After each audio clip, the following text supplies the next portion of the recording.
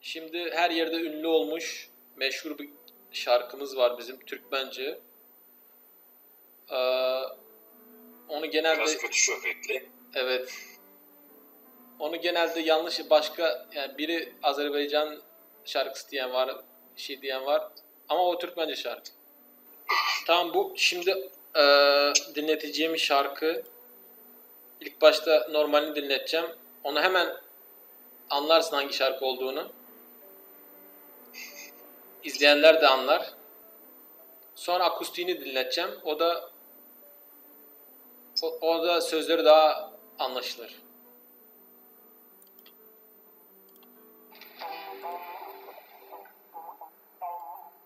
Bu şarkıyı duymuşsundur zaten, değil mi? Evet, maalesef kötü bir şöhret. Ergenlerin oyuncağı oldu ya.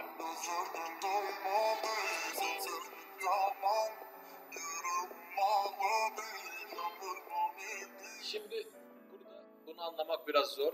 Çünkü klipte de suyun altında söylüyormuş gibi oluyor. Şimdi akustiğini dinletiyorum. Orada cümle cümle gidelim.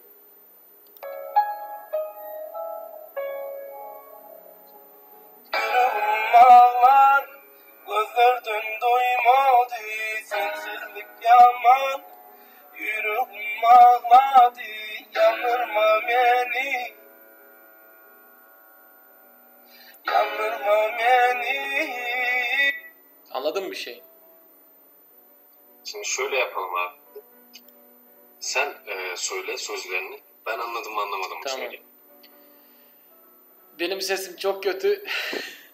Estağfurullah, estağfurullah. Şimdi diyor ki yüreğim ağlar. Şarkıyı bir söylemeyeyim, normal söyleyeyim. Yüreğim ağlar, gözlerden doymadı. Sensizlik yaman, yüreğim ağladı. Sensizlik kötü, yüreğim ağladı. Evet, ilk cümleyi söyleyeyim. Yüreğim ağlar, gözlerden doymadı. Yüreğim ağlar, gözlerden doymadı. Evet. Tamam. Sensizlik yaman, yüreğim ağladı. Sensizlik kötü, yüreğim ağladı. Evet. Devam. Ben Karaçeki'ye çevirdim peki. Söyle. Baştan bir daha alayım. Yüreğim ağlar, gözlerden doymadı. Yüreğimciler, gözlerden doymaydı. Sensizlik yaman, Sensizlik, osal, aman. İki yüreğim... türlü kullanılıyor çünkü. Osal da kötü demek, aman da kötü demek. Hı. Yüreğim ağladı. Yüreğim cıladı. Doğru. Sonra da 2 kere yandırma beni diyor. Yandırma beni. Yakma beni mi? Evet, yandırma. Yani ateşe verme beni gibi. Evet. Yandırma beni. Al şöyle. Yandırma beni. Sonra devam ediyor. Geceni gündüz edeyin gel bana. Kırmızı güller boğayım ben sana. Yandırma beni. Anladın mı? Sen tekrar et abi de. Giyeceğimi gündüz edeyin gel bana. Kırmızı güller Anlamamak boğayın. değil mi? Kırmızı güller boğayın ben sana.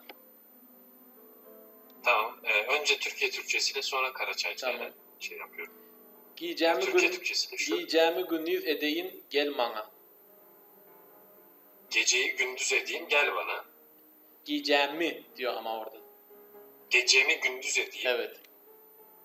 gel bana. Evet. Kırmızı güller boğayın ben sana. Ben seni kırmızı güllere boğayım. Seni değil, sana diyor. Yani sana güller... Sana kırmızı güller boca edeyim. Kırmızı gülü boğmak, Türkçe'de de boğmak mıydı gülleri?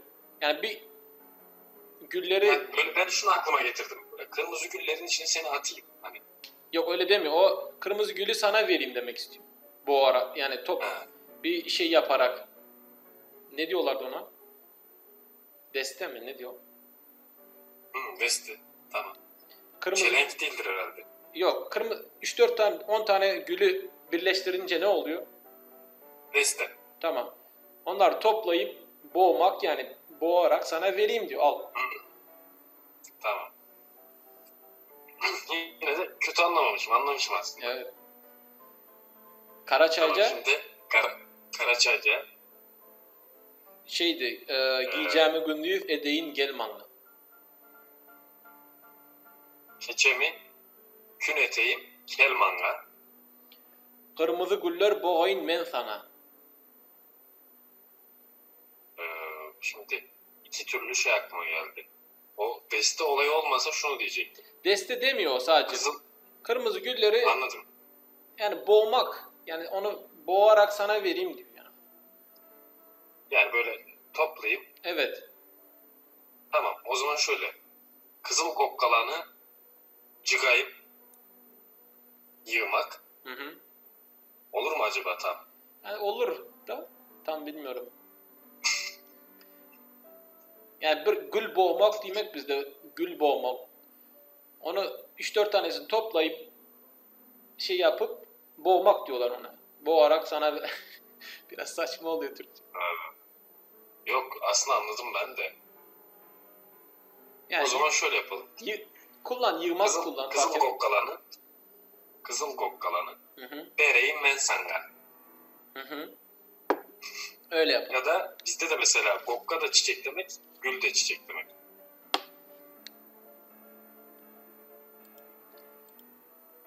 Tamam şimdi devam. Kandırma beni, sensiz yaman durmadım ağla. Gecelerle seni yakma, gözlerimden senin zamana yakma. Yandırma beni, yandırma sensiz yaman durmadım. Tekrar. Yandırma beni, sensiz yaman durmadım ağla. Gecelerle seni yakla, gözlerimden senin zamana yakma. Şimdi ilk ne diyor? Sensiz yaman durmadım ağlap. Gecelerine seni yatlap. Gözlerim dana senden özge bana yakmaz. Yani ilk cümleyi şey yap. Sensiz yaman durmadım ağlap. Sensiz kötü. O cümlenin son kelimesini anlamadım. O biraz tuhaf. He. Durmadım ağlap. Aglap. Sensiz kötü. Ağlayıp durmadın mı? Evet. Ağlayıp. Acaba? Doğru ağlayıp. Doğru. Tamam. Gecelerine seni yatlap. Geceleri seni hatırlayıp yad etmek. Evet. Gözlerim dana senden özge bana yakmaz. Gözlerim Gözlerim dana dediği ne olabilir? dana. Danmak fiilinden geliyor. Danmak. Danmak. Aydınlanmak gibi bir şey mi? Tan.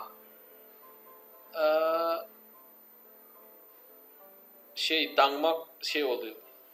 Bağlamak. Yani gözlerim dana diyor. Gözlerini bağladım diyor. Gözlerim dana. Yani gözlerimi kapattım. Senden başka kimseyi görmüyorum. Dana senden özge bana yakmaz. Senden başkası beni yakmaz. Yakmak burada şey oluyor. Bizde Aşk. senden başka kimse bana hoşuma gitmez diyor. Kimse bana Tamam, yaramaz. aşk. Yaramaz diyor. Öyle. Türkmence'de şöyle bir şey var. Yakmak ve şivelere göre değişiyor. Yakmak ve yokmak olarak kullanılıyor. Mesela ben bu şeyi beğenmedim diyorsun ya. Bu bana yakmadı diyorsun. Hı. Ya da yokmadı. Like gibi. Like, aynı like gibi. Sonra da ondan bir sıfat çıkıyor. Yakımsız diye. Yani peltek söylemezsem yakımsız. Yani sevimsiz demek. Bizde de şu. Caraşoğlu. Yaramak. Yani yaraş. Evet evet. Yaraşmak.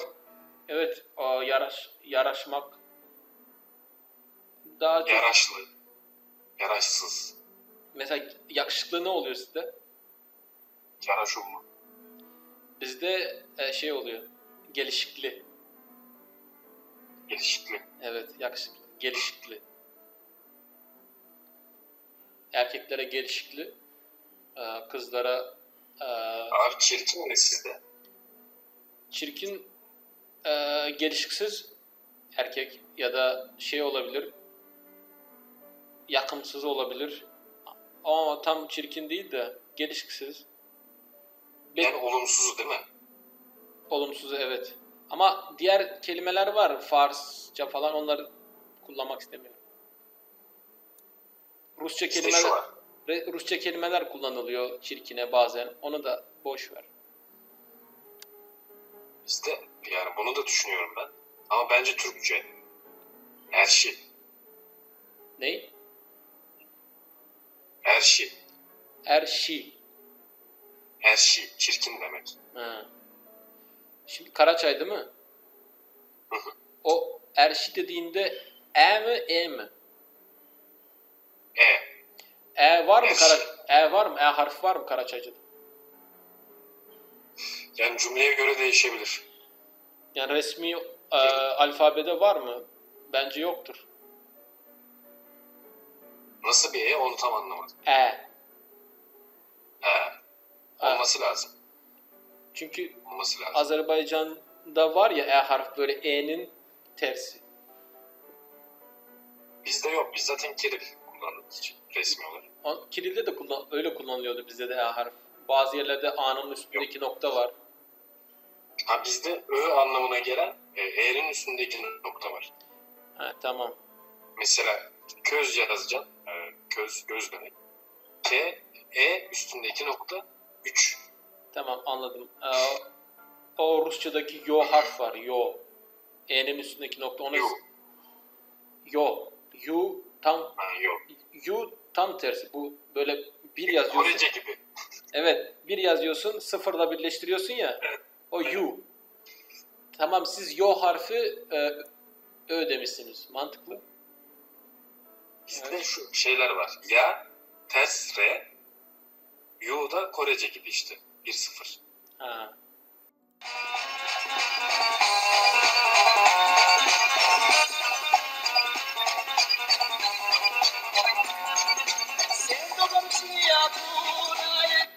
Sen dugumcuya turayım çelekçik ne? Şeyi bilirsin. Çelek şey mi? Kova mı? Bile bulursa. Evet. Çelek kova. Sen dugumcuya turayım çelekçik ne? Çelekçik mi doldurup yani kovayı doldurup sen Dugum.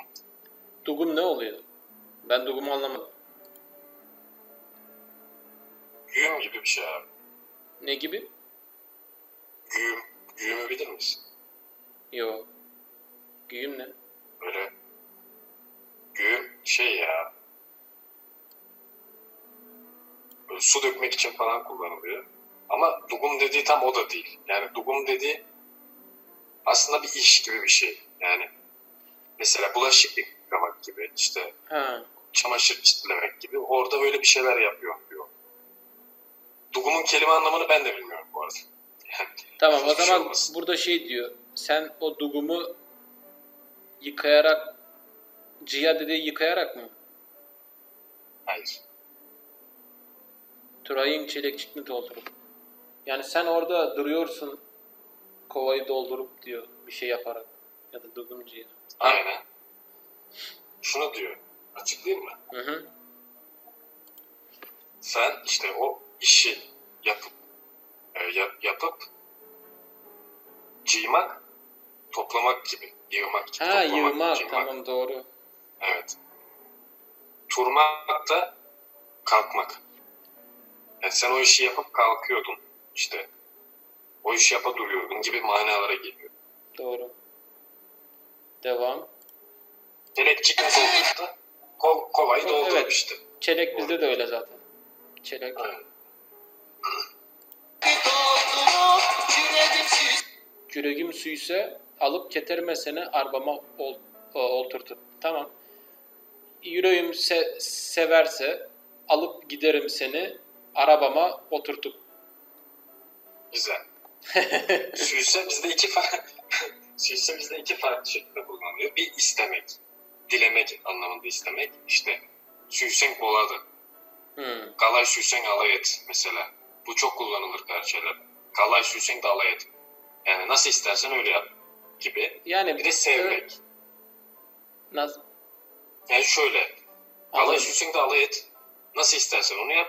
Ben seni süyemem. Ben seni seviyorum. İki eş anlamlı.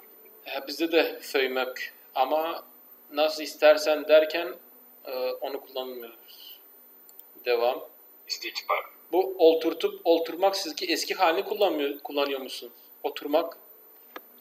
Yani oturmak, Evet. eski hali oturmak. Göktürkçe'de de öyle. Olurmak. Oturmak kök, oturmanın kökü ol zaten. Ol, tur. Şey diyor ya, üze kagan olurtum. Evet. Bir de getirmek de öyle. Getirmek. Keltirmek. Aynen. Devam. Alıp getirme seni arabama doldurdu. Küreğim şişe alıp getirme seni arabama doldurdu. Biz o gün işten gelmeyen uzaklıktan biçenler. İnanayır sen süyüp babama koluna sulu hiç gelir. Tamam. Şimdi burada ne diyor? Biz o gün işten gelmeyen Biz o gün işten keleyik. Biz o gün işten geliyoruz. Uzak Çok kışlıktan. yaklaştın abi. Ney? Çok yaklaştın. Geliyoruz değil ama Biliyorum ben çok ama yaklaştın. biz o gün işten keleyik uzak kışlıktan. Kışlık köy mü? Gibi yani kışın konaklanılan yer. Ha, tamam. Biz o gün işten keleyik uzak kışlıktan. Biz o gün uzak kışlanan bir yerden geldik. Çok yaklaştın biliyor musun? Geliyorduk. Keleyik, tamam, geliyorduk. Doğru.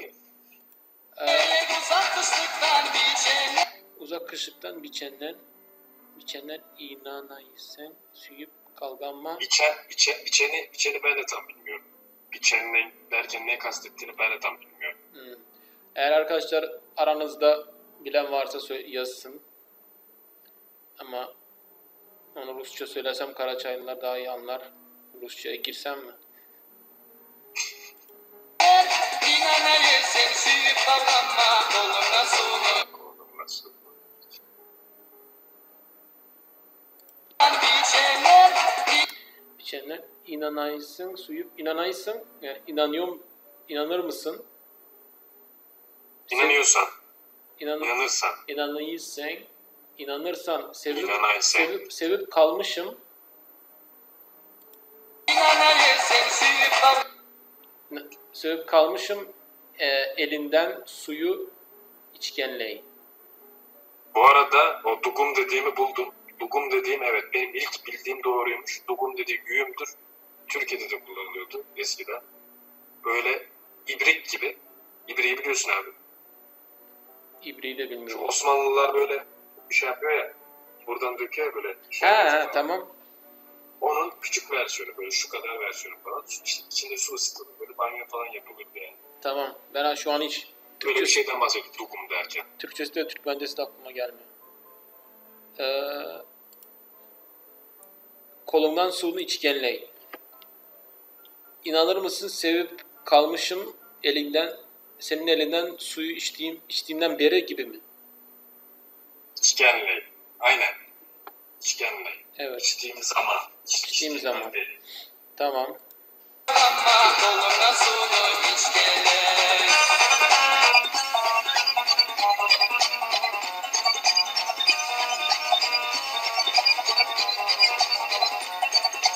Gözüne kanadı sararla cebi var bana sen minicik.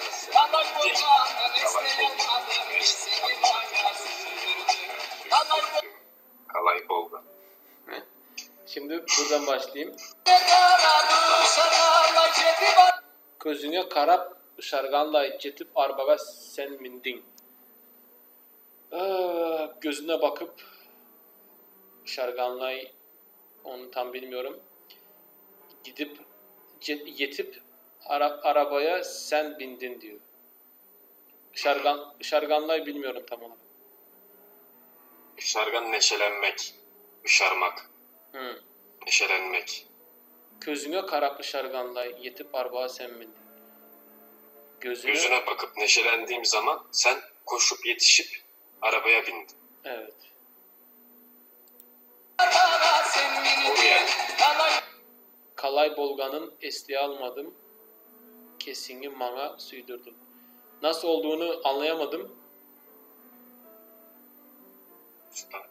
Kesini bana süydürdün. Bir şeyi bana sevdirdin. Kesini dur söyleme kesini. Ne biliyor muyum ben bunu? Kolay mı yoksa zor mu? Biliyorsun. Ben grupta çok kullandım bunu. Kesini. Sana bir ipucu vereyim mi peki? Tamam. İpucu. Kazak ve Kırgızlardan ayrı bu arada. Bizdeki kes, onlarda başka bir şey. Ve bu çok her yerde aynı neredeyse. Kesini bana süydürdün. Kesini. Ben nereden bilebilirim ki bunu? Eğer onlarda yoksa. Ben grupta çok yazdım. Dur kesini. Biz de G yapsak gesini. Hayır bizde de öyle bir şey yok. Kesini keşini. Kendini mi? Aynen. Özünü. Öz, kes, kesini. Öz. Öz yok mu sizde? Aynen. Özünü. Öz var ama kes daha çok kullanılıyor. Kes. Kesini. Kendi. Kes. Kes mi o? Yoksa kesim mi? Kes.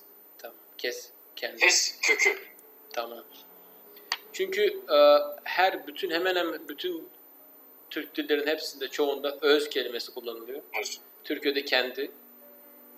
Bu da eski aslında. Göktürkçe'de bile var. Kentü. Kendi. Ciddi misin? Evet. Harbi mi? Var. Kentü.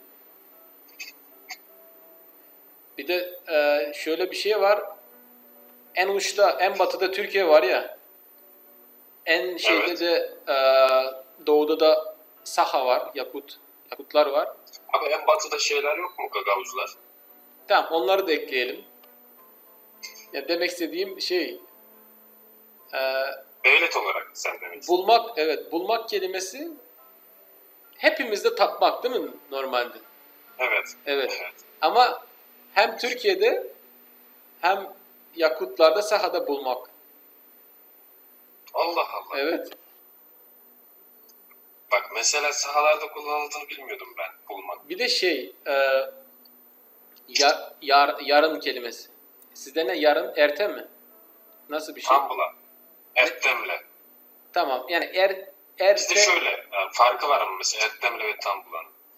Ertemle dediğin zaman yarın sabahtan anlamı çıkar. Zaten erkenle evet sabahla alakası var onun. Tambula derken Tambula aslında anlamı çok basit. Tan ile, gün ile, yarın. Tambula. O yarın kelimesi Türkiye'de var. Çuvaşlarda var. Ve Yakutlarda var. Allah Allah. Çuvaşlarda ve Yakutlarda olmasına Evet. şaşırıyorum. Yarın. Çuvaşlarda Aynı anlamda değil mi? aynı anlamda. Yakutlarda sarsın. Sarsın. Onlarda Y harf S oluyor. Y harf S oluyor. Evet. Ama Şiirler, öyle bir şey var. Çuvaşlarda neydi? Tam Yarın hatırlamıyorum. işte. Çuvaşlarda tam hatırlamıyorum. O da yarındı onlarda da ama harf değişikliği var. S olabilir, başka bir şey olabilir. Sağırım. Başka yine var mı? Tuva'da var mı bilmiyorum ama işte böyle değişik şeyler var. Ben internette gördüm bu Facebook'ta ortak Türk dili grup var. Bu arada onu da linkini koyacağım. Herkes isteyen gruba katılsın. Nurlan kardeşimizin kurduğu Ortak Türk Dili diye grup var. Orada kelimeler, her şey, gramerler, her şey paylaşılıyor, bakarsınız. Orada bir şey paylaşıyor Nurlan. Sonra herkes kendi dilinde, Türk dilinde yazıyor. Yakutlar, herkes var orada. Sonra bulmak kelimesini ortak olarak tapmak, onu seçti Nurlan, tapmak. Sonra sadece Türkiye'dekiler ve Yakutlar yazıyor bulmak diye. Herkes tapmak yazıyor. Sonra bir tane Yakut anlatıyor orada. Diyor Türkiye'ye geldiğimde diyor taksideyim diyor, bir şey arıyoruz diyor, bir adres diyor. Ben arkadayım diyor. Taksici de var. Bakıyoruz diyor, haritayı ona gösteriyorum falan diyor. Arada böyle bakıyoruz, her yere böyle etrafa bakıyoruz falan. Sonra ikimiz de aynı anda o yeri gördüğümüz zaman diyor, adresi. O da diyor buldum diyor. Ben de buldum diyor. İkimiz de o kelimeyi kullanıyoruz diyor. Onlar buldum diyor. 2 L ile diyor. Buldum. O da taksici de buldum demiş. Baksana. Çok ilginç ama yani. Yani De, mesela o şey dediğin çok ilginç. Biri en batıda, biri en doğuda. Evet, 10 binlerce kilometre var ya arada. Taksici buldum. Birisi dünyanın diğer ucu ya. Evet, düşünsene buldum diyor, o da buldum diyor. Bizim ortak ben mesela çok hayret ediyorum. Bu şarkıyı bunu full sonuna kadar dinleyemeyiz. İsteyenler dinleyebilir. Tamam zaten ben Evet. Güzel şarkı. İsteyenler, burada ismi de göstereyim ben. 3 köken Kel Aruçugum. Böyle. Aruçugum ne oluyor? Aru temiz demek. Güzelim gibi. Ha. Güzelciyim nasıl anlam ama güzelim demek. Sen çok kullanıyorsun bu kelimeyi. Güzel diye, evet. Mithat abi de kullanıyor değil mi bunu Kırım Tatar'da? Evet, onlar da mesela iyi anlamında galiba. Evet. Arıyorum derler onları. İyiyim manasında. Evet. Evet arkadaşlar, bu videonun sonuna geldik. Umarım beğenmişsinizdir. Beğendiyseniz beğeni atın, paylaşın, kanalıma abone olun. Kemal, sana da teşekkür ederim. Katıldığın için. Rica ederim abi. Ben teşekkür ederim her şey için. Bir daha böyle ileride inşallah yine sohbet ederiz. Çok güzel oldu. Sağ ol. Beni videonda ağırladığın için çok teşekkür ederim. Ne demek? Benim için bir zevkti. O zaman görüşmek üzere. Görüşürüz abi. Görüşürüz.